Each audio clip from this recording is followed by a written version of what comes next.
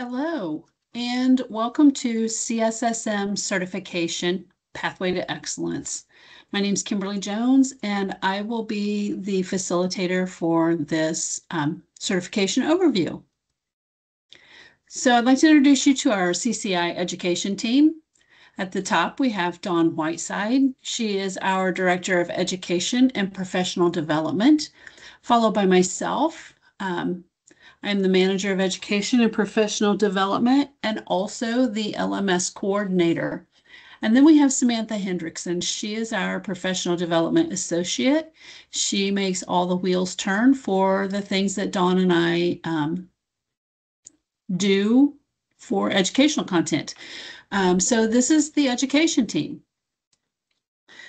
So as CCI, as a certifying organization, we have a disclaimer. And I just kind of want to give you an overview of it.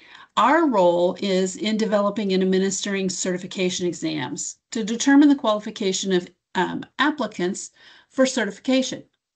CCI does not require or endorse any specific study guides, any review products, or training courses. You may prepare for certification exams with any content material that you choose.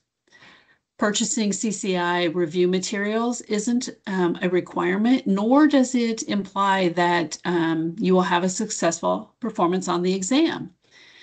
CCI does offer various study resources for the certification exams, including on-demand preps courses, practice exams, study guide, but there are no study resources that are prerequisites for certification examinations.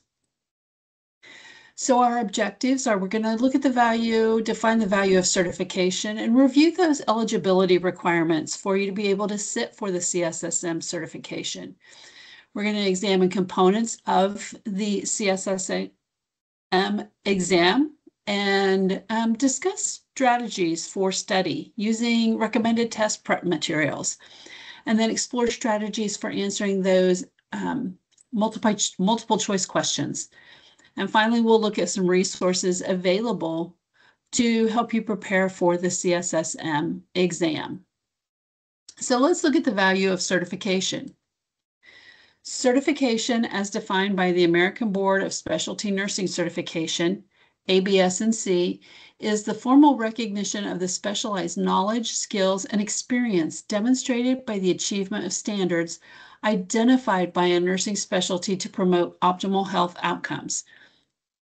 ABS&C is, they have accredited the CSSM credential. And CSSM certification documents the validation of the professional achievement of identified standards of practice by a nurse manager working in a leadership or management role in the perioperative setting. And this recognition program acknowledges the professional achievement demonstrated by an individual nurse manager's performance that exceeds that required for competent practice in the perioperative setting. So what's the purpose of certification? Well, importantly, it demonstrates commitment to accountability to the public for safe nursing practice, and it enhances quality patient care. It identifies those nurses who've demonstrated professional achievement in providing perioperative nursing leadership and management, and it gives employing facilities a means to identify the professional achievement of those individual practitioners. It provides professional or personal satisfaction, and it contributes to a career path for perioperative nurse leaders and managers. So the objectives of certification. Well, it recognizes that individual nurse, the registered nurse who's proficient in practice. It strengthens the use of evidence-based theory in assessing, planning, implementing, and evaluating nursing care. And it enhances the professional growth through that continued learning that results in a greater depth of knowledge, expanded skills, and practice, benefiting our patients, right? So the CSSM certification documents the validation of the professional achievement of identified standards of a practice by a nurse manager working in a leadership management role in the perioperative setting. And this recognition program acknowledges the professional achievement demonstrated by an individual nurse manager's performance that exceeds that required for competent practice in the perioperative setting. So earning the CSSM really is a mark of distinction that it recognizes the important role managers play in delivering safe patient care. So what are the eligibility requirements?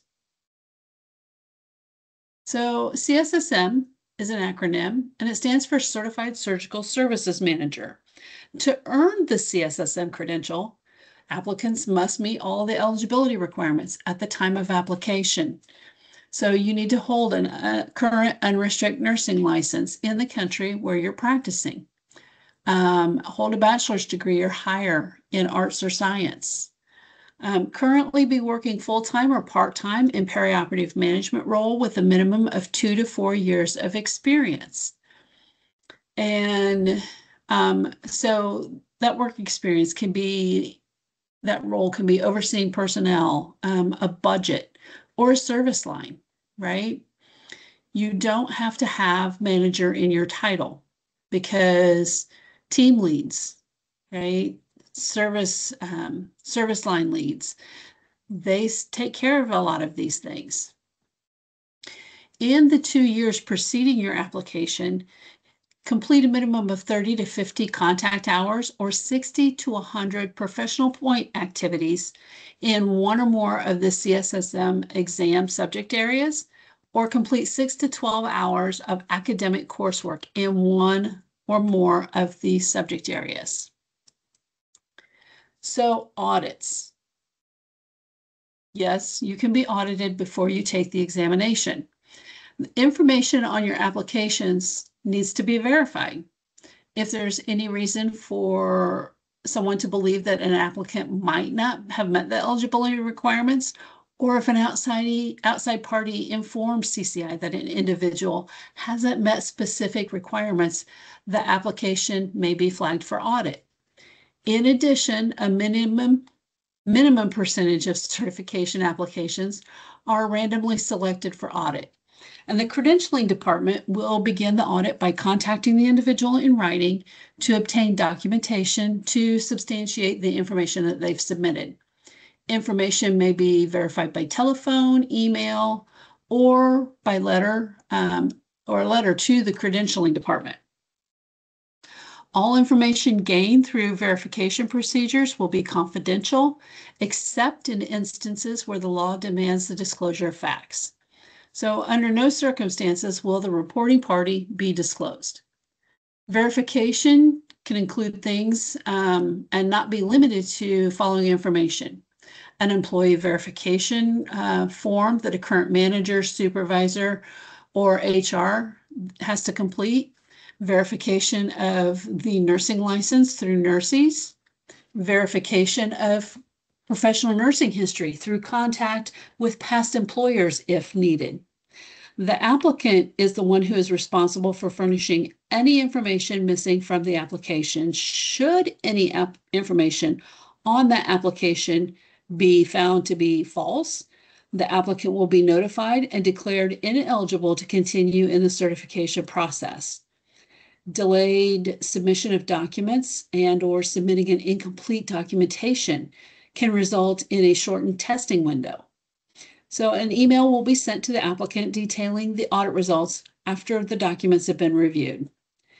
Failure to comply with all audit requirements by the 30-day deadline or to successfully pass the audit will terminate your application. There are no refunds of the application fee paid that will be provided back to the applicant. So from our website, you can see this is the application process. Month 1, you're going to apply, and then you have your 3-month testing window. So applicants can apply for the CSSM exam by creating an account with CCI, or they already have an existing account and they log in. And the following information is required to complete the online application. And that takes about 15 minutes. maybe a little bit longer. So have all of your information ready to go. It's your personal contact information, address, home, work phone numbers, email. When you use an email, make sure it's the email that you plan to use long term and that'll allow you to receive that communication from CCI, because your email is also your login ID. If something has to be reset and it's a former employer email and you're no longer there, you have no way to respond to it and you never know that the email came. Use your legal name as it appears on original, valid, and that's unexpired, valid government issued photo IDs that bear a signature. Your nursing license information, date of expiration, the license number, the state where you're licensed to practice, your perioperative work history, the past 2 to 4 years, like the date that you began working in the OR, your current position, current practice area. Your management role can be, as I said earlier, overseeing personnel, a budget or service line, team leaders, charge nurses, educators. Your employer contact information, the facility name, address, phone number, who's your supervisor, who do we contact, what's their name, email address, phone number, and then you'll have payment information. And payment is due with the application. So once you do that and the application's approved, then you'll schedule your exam online with our testing partner, which currently is PSI. You have a 3-month testing window. So you put your application in January, your application gets approved. You have the next 3 months to test. So you will pick a testing date, February, March, or April. You want to download and review the CSSM Candidate Handbook to make sure that you are familiar with all of the requirements.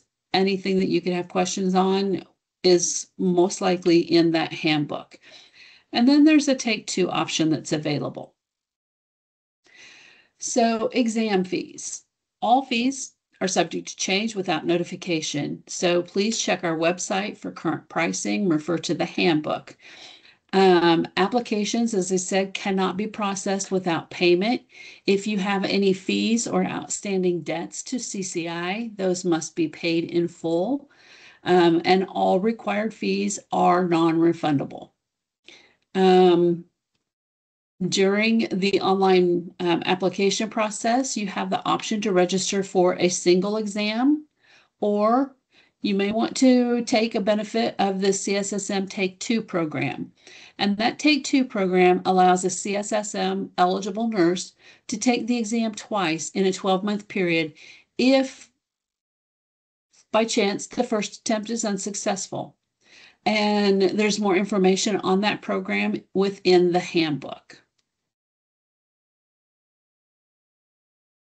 So let's look at the components of the CSSM exam. So as you can see here, this is the subject areas and domains for the exam. You'll see that there are percentages, 18% for operational management and communication and relationship management. Those are where the bulk of your questions are going to come from, right? And then it goes down to leadership and financial management at 15%, followed by strategic and human resource management at 12%, and then professionalism at 10%. Just because something has a lower percentage does not mean it's not as important. So you need to have a thorough and sound foundation of knowledge and skills required for competent perioperative nursing management practice. And that knowledge can be obtained through work experiences, independent learning, and those formal educational programs. So the test, the questions within each subject area are written by a panel of experts. And the questions are written and they're triple checked for accuracy with the most up-to-date references. These references are part of your study resources that will be discussed later, and a job analysis CCI also uses to ensure the questions reflect the most accurate real-life experiences. So subject areas are divided into certain percentage of questions within the entire exam. Each subject area also has required topics that we will review in presentations. These topics are also called knowledge statements, what you need to know. And these required topics or knowledge statements are broken down further into specific nursing practice. And those are the tasks, and those are what we need to be able to do. So knowledge, what we know, what we need to know, tasks, what we need to be able to do. So the exam consists of 180 multiple choice questions. And of the 180 questions, 150 are used to calculate your test score. The remaining 30 questions are pre-test questions, and they don't affect your score. Pre-test questions are dispersed throughout the exam. They can't be identified by the examinee, the one taking the test. The CSSM exam is a time test. It must be completed in 3 hours and 30 minutes. And the computer used to take the exam will keep the official time. The computerized format of the exam requires basic computer experience. If you elect to take your exam with the remote secure proctor option, you must do a system check of your computer prior to scheduling the exam. And then there's an optional pre-exam tutorial that will provide instructions on how to take the exam on the computer. It will also provide examples on selecting answers, marking questions that you want to return to, and review before finishing the exam. The time allotted for completing the tutorial is completely separate from the actual exam time. So for the CSSM certification exam, there's only one reported pass-fail decision score. Scores are determined by converting the number of questions answered correctly to a scaled score that ranges from 200 to 800. You need a total scaled score of at least 620 to pass the exam. Applicants should answer all questions on the exam, as any question that is not answered may count against your final score. The scaled score isn't really the number of questions you answer correctly, nor is it the percentage of questions you answered correctly. The scale score is transformed from the raw test score, which is the number of test questions answered correctly. And then that scaled score allows for consistent scoring across multiple forms of the exam. So again, you can't tell the difference between scored and unscored questions. So you need to assume that any question you don't answer may count against you. So what is the exam? Well, it's a validation of knowledge related to current best practice. It's a reflection of the ideal practice. We have the ideal staff, we have the ideal time, we have the ideal turnarounds, we have the ideal resources. We have everything we need in a picture-perfect world. That's what the exam is. But it is not based on individual practice, hospital policy, or lack of adequate resources, such as staffing. It's not focused on a single surgical specialty, patient population, or skill set. So taking the exam. When you go to take the exam, you go to the testing center, you need to expect heightened security measures. It's kind of like the airport experience. You know, you put your bag in instead of putting it in so it goes through a scanner, you're going to put your bag in a locker. You're going to put your phone in a locker. Everything that you don't need will go in that locker. It's very limited in what you can take into the testing station. There are going to be multiple tests and candidates at a PSI testing center. They won't all be taking the CSSM exam. There may be the option to ask for headphones or earplugs and scratch paper, which are theirs for you to use, not taking in your own. You can't take in your own headphones. You can't take in your own AirPods, nothing like that. It is possible to mark items and return to that item. There's a review screen option. This is not a variable exam like the NCLEX, okay? It doesn't build on if you miss this question, you're going to get another one that's a little bit easier so that you can build on it. There's a scaled score that will be computed. Again, you need 620 out of 800, and you're going to know that pass-fail status prior to leaving the test center. So, what are some study strategies using recommended test prep materials?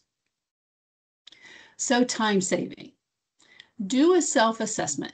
Look at the breakdown of the test, and then from the percentages, right? And you're going to build on what you already know rather than starting from the beginning.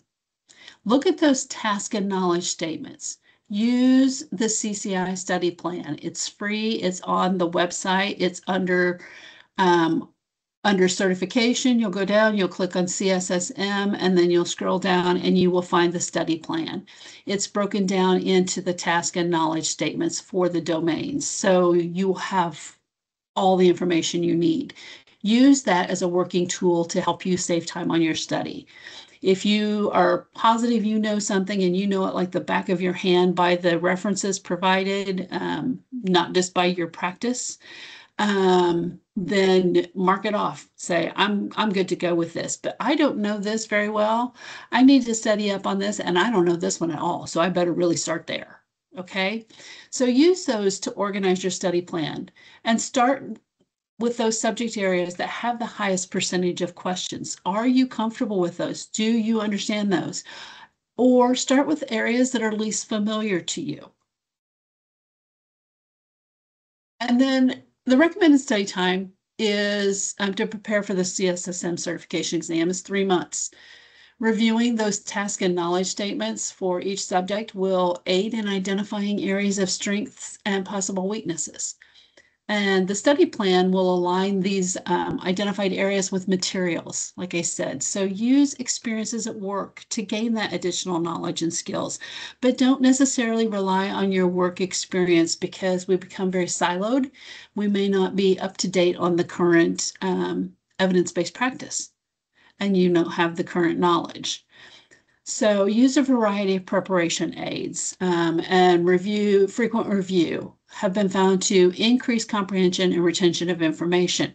So the Pomodoro technique is one that people like to refer to.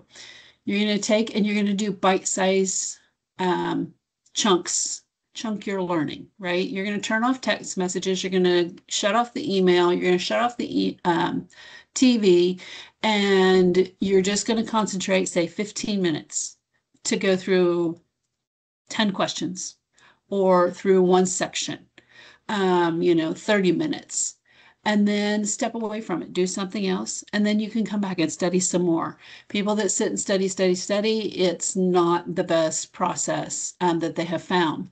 So be able to apply those broad concepts versus memorizing facts and figures. Be able to apply the knowledge and then practice by taking multiple choice style exams. Those are, you're going to see multiple choice questions on the exam. So you need to practice taking those kind of exams. And then understand the test taking process. So again, it's composed of 180 multiple choice questions. Becoming familiar with techniques for responding to multiple choice questions improves your chances for successful performance on the exam.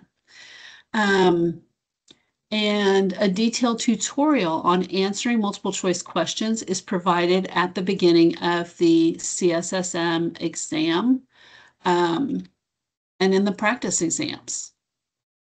So what are the components of a multiple choice question?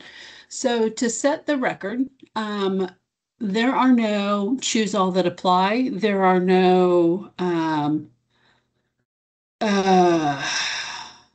choose all that apply, no multiples of multiples.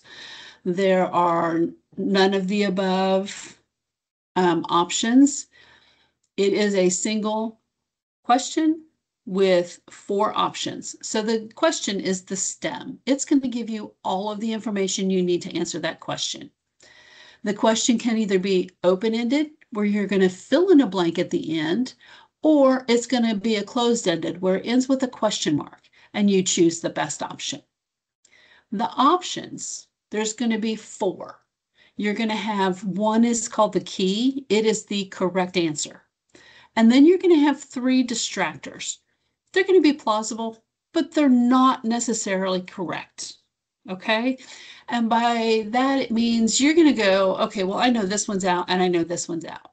Now you have a distractor and a key left. And now it's, do you know the knowledge?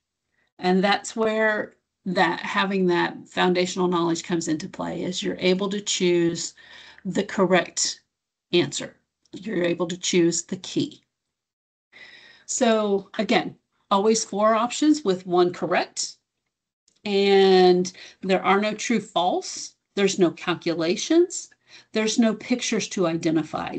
You want to make sure that you pay attention to words such as first, best, most. Okay. Sometimes when we look at those questions with the first, sometimes we're doing things at the same time, like in a code situation. What's the first thing we want to do? We're kind of multitasking, but we have to stop, step back, and think about that foundational. What is the first thing we have to do? You will not see questions that say, which one is not correct. We don't have those kind of questions. Common test taking errors come into play. Reading into the STEM. You're overthinking it. You're thinking about what do you do in your practice when, like I said, our practice may not be up to current evidence-based practice. It may be what we do.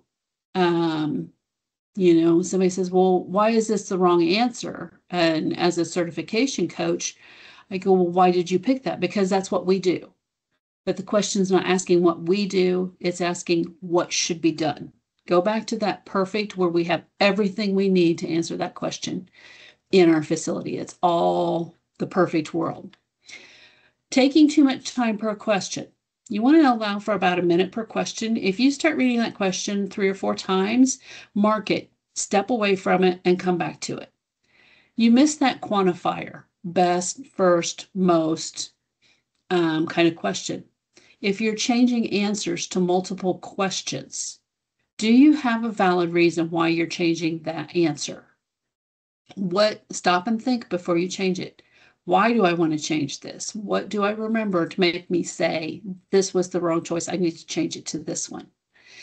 And then another test taking error is expecting those same questions on the exam that were on practice exams or other prep products. Like I said, these exam questions are reviewed really strongly at least 3 times before they're ever put on the exam and checked. So other errors are answering questions based on past experiences. What happens in your facility? And then answering questions using tricks. Always choosing option B or C. Always choosing the longest option or the shortest option. Instead, you need to look at a question and analyze it. What do you need to know to answer the question? If you're unfamiliar with the content, where could you go to find out more information?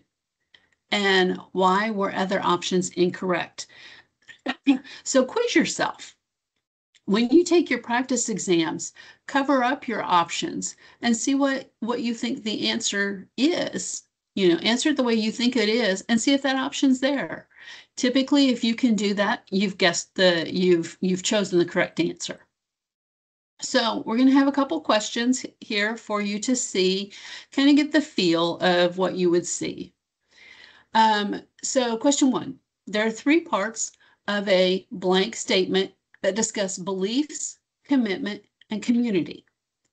Is it mission? Is it a vision statement? Is it a value statement? Or is it code of conduct? So think about that. And whoops, I'm so sorry. I went the wrong way. So again, it's the mission statement, right? And the rationale, and you'll see these when you're doing practice questions. Why did I get this wrong? Why? Where's my reference? How do I look this up and say that you guys gave me the right answer? So we give you that information. When you're writing a well-written mission statement, one needs to consider the needs of the market area and the organization's expertise, beliefs, related actions. So our next question. Research about management says leadership is about influential social interaction, inspiring and developing others, and self-management, mastering situations, sympathy, or completing tasks on time. So we're talking about self-management, and the rationale provides here that leadership's not about mastering, but rather about emotional intelligence. Again, the reference is there. So the blank developed a framework that defines primary drivers of high-performing systems as quality control, quality improvement, and establishing a culture of high-performance management. Is it the Joint Commission? Is it the Risk Management Association, the Institute for Healthcare Improvement, or the National Management Association? So who would have developed that framework that defines the primary drivers? And the answer is the Institute for Healthcare Improvement. Now, remember, practice may vary from the literature, so you have to think about what does the literature tell you. So a medication management plan should include aspects of the how many phases of medication use process. 3, 4, 5, or 6. And we're going to go with 5. Okay, there are 5 rights to medication administration. We have, and 5 phases. So to make it pretty easy to remember that. So if you can, find a way to assimilate things together to help you remember. What works in your brain may not work for somebody else's for you to remember, but it's always a great way to think, okay, there's five rights of medication and there's 5 phases. So which type of leadership model is best suited to the framework of delegation? Is it situational? Is it transformational, dictatorial, or is it democratic? And we're going to go with answer A, situational. Okay, and again, references here at the bottom. So what resources are available to prepare for the CSSM exam? Well, questions on the exam are based on current national standards of perioperative nursing practice. They're based on professional guidelines, evidence-based practice, and that universally accessible information. There's not one single resource that is going to meet all of your learning needs. There's not a magic book. So materials questions are pulled from. These texts are primary references for the CSSM exam. And again, if you download the CSSM study plan, you can see the reference material by subject area. So we have the guidelines for perioperative practice from AORN. We have Berry and Cohn's operating room technique. We have Alexander's care of the patient in surgery.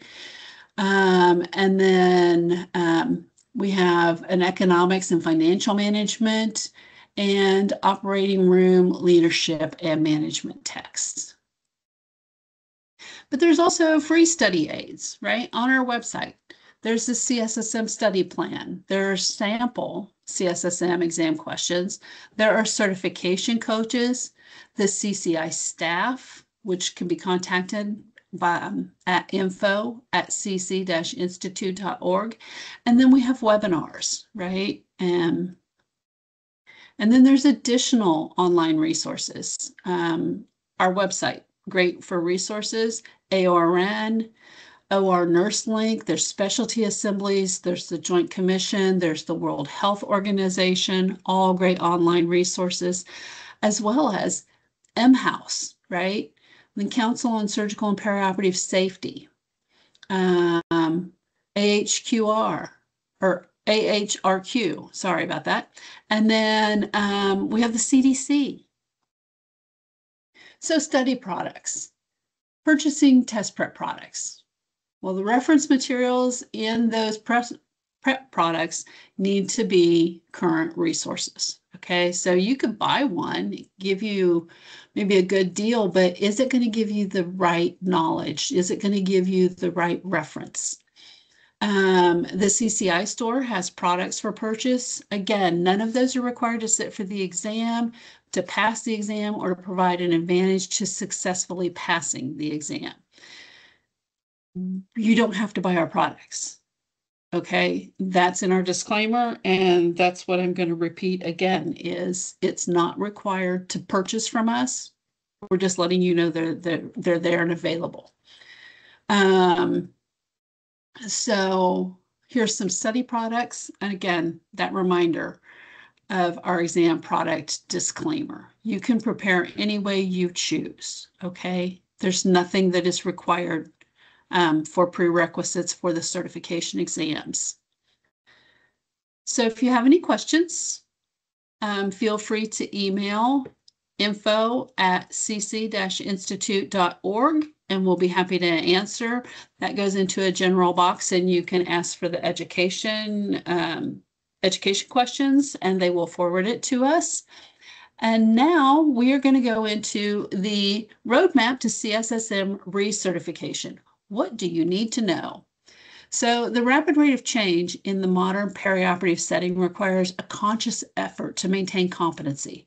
So when you recertify your CSSM credential, you demonstrate a continued dedication to perioperative excellence, an ongoing commitment to that special knowledge, right, and a personal commitment to patient safety. So our objectives for the recertification. What are our eligibility requirements? Are they different? Are they the same? Describe the method to recertify the CSSM credential and then outline steps in this recertification application process, and then discuss additional options for managing your CSSM credential. So what are the eligibility requirements? And if you'll notice, there's a QR code on here, and that QR code will take you to the CSSM Candidate Handbook. In the Candidate Handbook, not only does it talk about certification, but it addresses recertification. So again, it's a handy book to have and stay current with for any kind of changes. So CCI needs to ensure it meets current and evolving standards established by the accrediting organizations for the CSSM credential. The purpose of ensuring competency includes protecting the public, helping to advance the nursing profession, and to ensure the integrity of professional nursing. Continued competence is defined as the specific levels of knowledge, skills, or abilities, not only at the time of initial certification, but also throughout an individual's professional career. Continued competence is an integral component of professional development. So what are the eligibility requirements? Well, you have to have your CSSM to recertify it. You have to have an unrestricted current nursing license and be employed in a perioperative nursing, surgical services management role. Okay, that can be, again, overseeing personnel, a budget, or a program, an interim employment as a consultant, and work experience in non-paid volunteer capacity. You've worked a minimum of 1,500 hours in surgical services management during the 3-year accrual period. Self-reflection forms are voluntary, and they can be made available to those who would like them to complete to assist with their personal goals during the recertification period. So recertification options.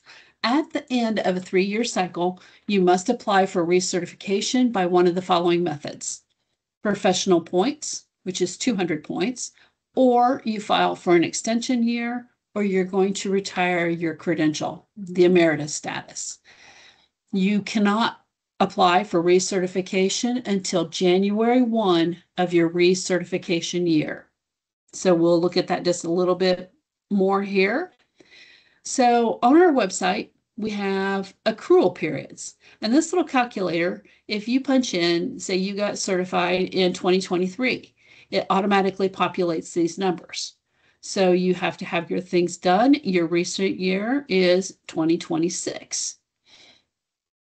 2024, your recert year is 2027. So you have 24, 25, 26 to get your points, right? So your accrual period is the time period in which you must complete recertification activities. Begins on January 1 of the year you became certified or recertified and continues through December 31 of the third calendar year. So the blue is your period where you accrue your points, and then the recert year is when you turn in for your recertification, pay your fees. All fees subject to change without notice. So please check our website for current pricing. Fees are due when you recertify. So the method to recertify your credential.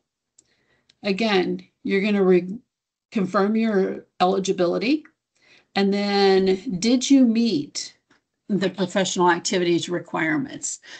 Confirm that all the points activities are completed, logged in your CCI account, and then you're going to pay that recertification fee and begin your next 3-year certification cycle. So what's this all about with points? Points have been in place since 2018. Okay, and now it is the method that we use for everyone to recertify. So points requirements, you have 200 points to accumulate in your 3-year time period. Points activities. For complete details on professional activities and points, view the handbook, right? I can't stress that enough. It's so important. An area that has unlimited ability is academic study. There are things that you'll see the stars on. Those are free. They're in the store. So if you do 2 case studies, that's 50 points a piece. That's 100 points total. You can only do 2. They're capped at 2. So that's a third of the way there. And it's not like writing a professional paper for nursing school. People think, oh, it's a case study. And it's not that necessarily. We give you all the information and tool you need to do this and answer the questions. As your partner in recertification, again, we offer those resources to simplify the process of completing your activities. So check out the store for those free educational activities worth points. There's games. Right now, those games are limited to crossword puzzles. There are reflections. There are additional points activities. There are webinars where you listen to the webinar, you take a test, you get points. So there's a lot of good things and free points on the site. So you don't even have to pay for the 300 points, basically. You can get points for doing what you do. So outline steps in the recertification application process. And remember, applications for certification, recertification can be audited, and there's no refunds on fees that have been paid. So you're going to access your CCI account. You're going to log in. If you do not remember your password and username, click on the forgot password. Don't make another account, because what happens is you may have a lot of points in one, and then you make another account, and then they don't merge into the other one, right? And so then it's a process through the backside that has to occur, and we aren't aware of that until you let us know that there's a problem, right? And so don't wait until the last minute to start your recertification process. A good rule of thumb is once you certify or recertify, you're going to start right away on getting the rest of it. And stay engaged on the website because you'll always find new things to learn or that are important to know. So for those of you who have been on our website but have not been on since it's changed, this is the home page. So you'll see the certify and recertify buttons. You'll click there to have a drop down and choose what you need there. But to log in, you're going to go to My Account. And then you're going to log into your account. Again, click on the if you can't remember your account, contact us, okay? Don't create that new account. You're going to click on your CSSM, okay? This is from somebody who doesn't have CSSM, but it's the same format, and it shows, so when it says My CNOR, you're looking for My CSSM here, okay? And then once you get in, you see you've got a red line. You get your accrual time frame, right, to earn your points. And then this is your recert is available. So this person's recert was available January 1 of 2025. And when you go in, you're like, okay, now I need to go to my continuing education because I want to report some points, right? If you see a thumbs up, you're good to go. That's in there. If it's yellow, those are things that need to be addressed. So when you do, there used to be a import button from AORN. In April, that button went away. You now need to manually enter your points or your contact hours from AORN. So you're going to see contact hours and you're going to see the percentage here. Okay, so monitor that. Make sure that things are coming across the way they should. Each contact hour is worth 2 points. So the max contact hours that you can have is 100, right? So if you do have 50 contact hours that you put in, and then you do case studies, you're 2/3, well, you have your 200 points right there. So you're going to do recert points, right? Or you're going to put report contact hours, one of the two. This button over here is no longer there or functioning. So here's an example of points that were added to an account. The first two were added by the nurse, and this activity requires the information be added like a committee name, a role, length of time on the committee. You need some kind of documentation from your facility signed by whoever's over that committee saying that you were a member. These are the dates. These are what was discussed. You know, they can redact some of the confidential information, but it needs to be something that's going to support that. Recommendation is with the way people move, for various reasons, they go to another employer, maybe for better pay, and then they can't find that boss that they had that can sign that paper, and they're kind of stuck, right? So keep that documentation current. I like to recommend that people don't save it on your computer because computers crash and you don't know. I've always told students when I was an instructor at the college level, academic level, to email a paper to themselves. Email it to your email that you use long-term. Make a folder and say CSSM recert points or documents. Excuse me. That way you can always access them. If your computer dies, you can still access your Gmail, your Hotmail, whatever account you have. So if you have things that you did through the CCI store, those automatically import. You do not need to, they go automatically into your account. You don't need to put them in because then what happens is there's doubles and they have to be adjusted, deleted, and you may not have as many as you think you do. I misspoke on the date for the AORN import feature, and that was disabled in May, not in April. So again, you need to manually enter those. And then this is just showing, continuing education. So you have the limit over on the far side as you look at that to see what's the limit of points that I can get and how many have been reported, and can I report more or have I maxed out? So you have a running total to look at. And then tips for success. Review your professional accomplishments and make a recert plan. Submit your application before your certification lapses on December 31st. For 2026 recertifications, you don't have to have entered all your points by 12/31, but you just need to have earned them. Okay.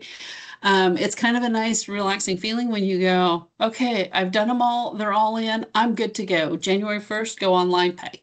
Instead of going, oh, I forgot to enter all my stuff. Now I get a recert and I'm late and all the things.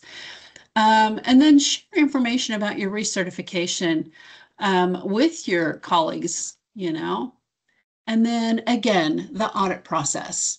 So random audits of applications can be verified by phone, email, or a letter from the facility.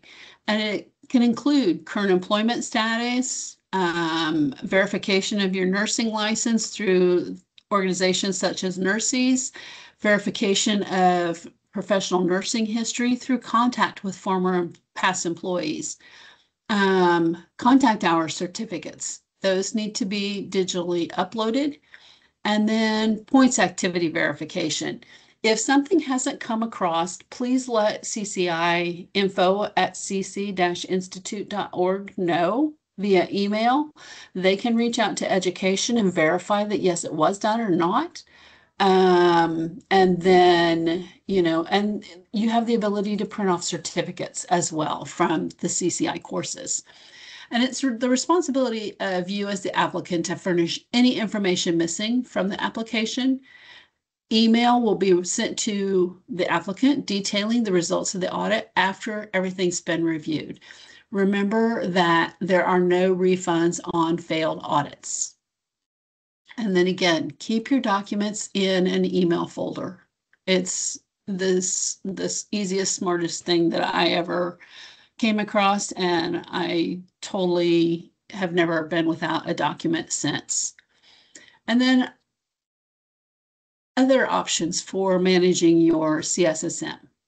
So life happens. We all understand that, right? And you're unable to complete the activities during the accrual period. You can apply for a 1-year extension that will allow an additional year to complete those activities. And you have to go online, apply for the CSSM extension year by logging into your account and completing the online application.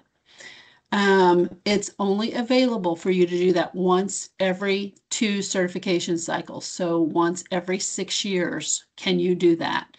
You have to apply in the year that you're due to recertify. So, example 2025. Points and contact hours have to be accrued through then, and then you recert beginning in 2026. Any questions about when can I get this extension and you're down to December 29th, send an email, call, and say, do I need to do this right now or do I not? There are fees associated with an extension year, so check the website for the current fees. And then there's the emeritus status. It's the option to retire your credential. Maybe you're like this little heart and you get to live on the beach for the rest of your time. You hit the $1 billion jackpot. You don't have to work. And so you're like, I'm going to retire my credential. Retiring or ineligible perioperative nurses can preserve that CSSM credential by submitting a one-time fee for emeritus status. And what that does is it allows you to use the designation of CSSM forever. Okay, and you apply for that through your CCI account and complete the online application. So it can be done anytime that the credential is active. If you retire your credential, the only way to return that credential to active is by exam. And so make sure that once you say, I'm retired, I'm never going to work again, and never's a strong word, and you have to go back to work and they require you to have your CSSM. So make sure that you are very solid in your decision, and or you can take the exam again. So any questions? Please reach out to our credentialing experts with any individual questions related to recertification. And I've got the address, the email address here on the screen, info@cc-institute.org. And thank you for your time and listening to certification and recertification.